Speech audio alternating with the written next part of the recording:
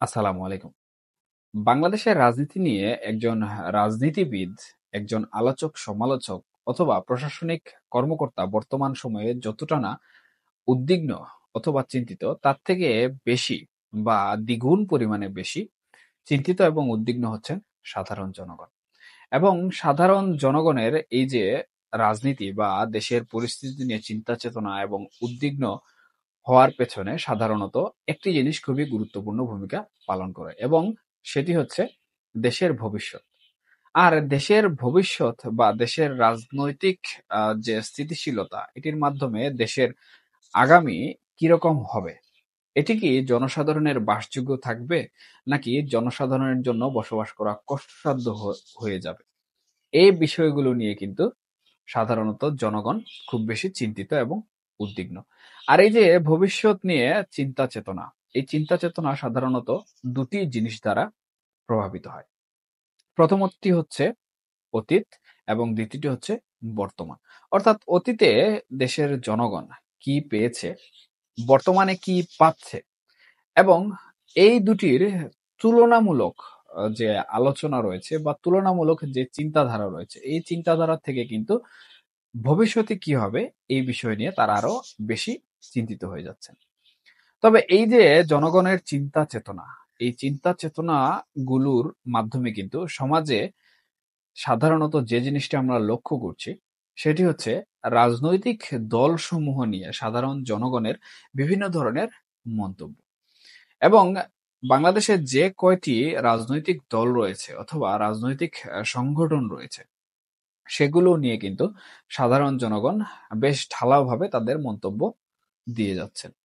এবং এই মন্তব্য অনেক অ্যাক্টিভিস্ট, অনেক গণমাধ্যম স্বাভাবিকভাবে বেশি বেশি প্রচার করছে। এবং এই প্রচারের ফলে কিন্তু এই যে মন্তব্যগুলো, এই মন্তব্যগুলো কিন্তু জনগণের কাছে আরো বেশি গ্রহণযোগ্যতা লাভ করছে এবং নতুন করে নতুন একটি মন্তব্যের সৃষ্টি হচ্ছে। এখন আমরা যে বিষয়টি লক্ষ্য করছি সেটি হচ্ছে অতীতের প্রেক্ষাপটে এবং বর্তমানের প্রেক্ষাপটে আওয়ামী লীগ নিয়ে সাধারণ জনগণের মন্তব্য কিন্তু অনেকটা পজিটিভ। এবং সাধারণ জনগণ কিন্তু আওয়ামী লীগকে পুনরায় ক্ষমতায় দেখতে চায় অথবা আওয়ামী লীগকে পুনরায় বাংলাদেশে শাসক হিসাবে দেখতে চায়। এর পিছনে কি কারণ রয়েছে বা কি জন্য সাধারণ জনগণ আওয়ামী লীগকে নিয়ে এ ধরনের পজিটিভ মন্তব্য দিচ্ছে, সেটি আলোচনা করার পূর্বে অন্যান্য যে সকল রাজনৈতিক দল রয়েছে তাদের নিয়ে জনগণের মন্তব্য কিরকম হচ্ছে বা কোন দিকে যাচ্ছে সেটি নিয়ে অল্প করে একটু জানা ভালো। দেখুন, ৫ই আগস্ট দেশে যে ঘটনাটি সংঘটিত হয়েছে, সেই ঘটনার প্রেক্ষিতে সাধারণ জনগণ যেমনটি আশা করেছিল তেমনটি কিন্তু ফলাফল পায়নি। সেই হিসাবে অন্তর্বর্তীকালীন সরকারের যে সকল কর্মকাণ্ড রয়েছে সেই কর্মকাণ্ডগুলো থেকে সাধারণ জনগণ ভবিষ্যৎ নিয়ে অনেকটা চিন্তিত হয়ে পড়েছে। এবং এই চিন্তা চেতনার ফলেই কিন্তু তারা অন্তর্বর্তীকালীন সরকারের উপর থেকে তাদের যে পূর্ণ আস্থা বিশ্বাস ছিল সেগুলো কিন্তু অনেকটাই সরিয়ে নিতে বাধ্য হচ্ছে। এখন অন্তর্বর্তীকালীন সরকার তাদের যে কার্যক্রম রয়েছে সেগুলো পালনে যদি ব্যর্থতার শিকার হয় এবং জনগণ যদি তাদের থেকে মুখ ফিরিয়ে নেয়, তাহলে সহসাই অন্তর্বর্তীকালীন সরকার বাংলাদেশে শাসক হিসাবে থাকতে পারবে না। এবং এর পরবর্তীতে যে রাজনৈতিক দলটি রয়েছে সেটি হচ্ছে বিএনপি। সাধারণত ১৫ বছর দেশ আওয়ামী লীগের শাসনামলে ছিল এবং আওয়ামী লীগ দেশকে শাসন করেছে। এবং এই শাসন অবস্থায় থাকাকালীন দেশের জনগণ কিন্তু আওয়ামী লীগের উপর অনেকটাই ক্ষুব্ধ ছিল এবং আওয়ামী লীগের উপর তাদের বিভিন্ন ধরনের রাগও কিন্তু ছিল।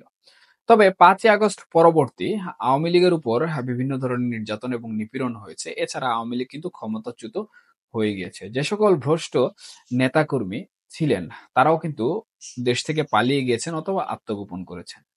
কিন্তু এর পরবর্তীতে সমাজে যে সকল কর্মকাণ্ড হয়েছে সেগুলা হোক চাঁদাবাজি, হোক ছিনতাই, হোক অন্য ধরনের অত্যাচার অথবা নিপীড়ন।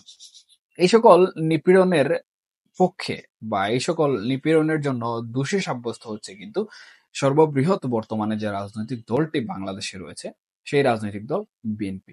সেই হিসাবে ৫ই আগস্ট পূর্বে অর্থাৎ এই ছাত্র জনতার আন্দোলনের পূর্বে বিএনপির পক্ষে জনগণের যে একটি সাধারণ চিন্তাভাবনা ছিল যে বিএনপি যদি কখনো ক্ষমতায় যায় তাহলে আমরা ভালো থাকবো বা আমরা সাধারণ জনগণ ভালো থাকবো। এই ভবিষ্যৎ ভিত্তিক চিন্তাধারা নিয়ে বিএনপির প্রতি যে ভালোবাসা তাদের ছিল বা জনমত তাদের ছিল অথবা একটি পজিটিভ মন্তব্য তাদের ছিল সেটি কিন্তু তারা হারিয়ে ফেলেছে। এবং আমরা বর্তমানে যেটি দেখতে পাচ্ছি সেটি হচ্ছে বিএনপিকে এইসব কারণে দোষারোপ করে কিন্তু অনেকেই বিএনপিকে পরবর্তীতে ক্ষমতায় দেখার পক্ষে তাদের মন্তব্য প্রকাশ করছেন না। হয়তোবা নিরপেক্ষ থাকছেন অথবা সরাসরি বলে দিচ্ছেন যে আওয়ামী লীগকে ক্ষমতায় দেখতে চাই। এখন এখানে জামাতে ইসলাম যে রাজনৈতিক দলটি রয়েছে, অনেকে তাদের নিজস্ব যে মতামত রয়েছে বা মন্তব্য রয়েছে সেটি কিন্তু জামাতে ইসলামের পক্ষে দিচ্ছেন এবং ইসলামী রাষ্ট্র প্রতিষ্ঠা করার পক্ষে মতামত দিচ্ছেন। যেহেতু বাংলাদেশ সংখ্যাগরিষ্ঠ হিসেবে মুসলমানদের দেশ, সুতরাং এখানে এই বিষয়টি হওয়া স্বাভাবিক। তবে যারা সাধারণ মানুষ রয়েছেন, অর্থাৎ যাদের মধ্যে এই যে ধর্ম বিষয়ক ভয়ভীতি রয়েছে বা জামাত বিষয়ক বিভিন্ন ধরনের ভয়ভীতি রয়েছে, বিশেষ করে নারীদের স্বাধীনতা থেকে শুরু করে অন্যান্য যে সকল বিষয়াদি, সে সকল বিষয়াদি নিয়ে কিন্তু অনেকেই জামাতকে ক্ষমতায় আনতে চাচ্ছেন না অথবা জামাতকে তারা তাদের জনসমর্থন দিচ্ছেন না। এখন এই যে দুটি ব্যাপক আহ বড় রাজনৈতিক দল বাংলাদেশে, তাদের পক্ষে যেরকম জনমত থাকার কথা ছিল বা জনগণের যে মন্তব্য থাকার কথা ছিল সেই মন্তব্য কিন্তু এখন আর নেই বা সেই মন্তব্য কিন্তু অনেকটা পরিবর্তিত হচ্ছে। এবং আমি প্রথমেই অন্তর্বর্তীকালীন সরকারের প্রেক্ষাপটটি কিন্তু আপনাদের সংক্ষেপে বুঝিয়ে দিয়েছি।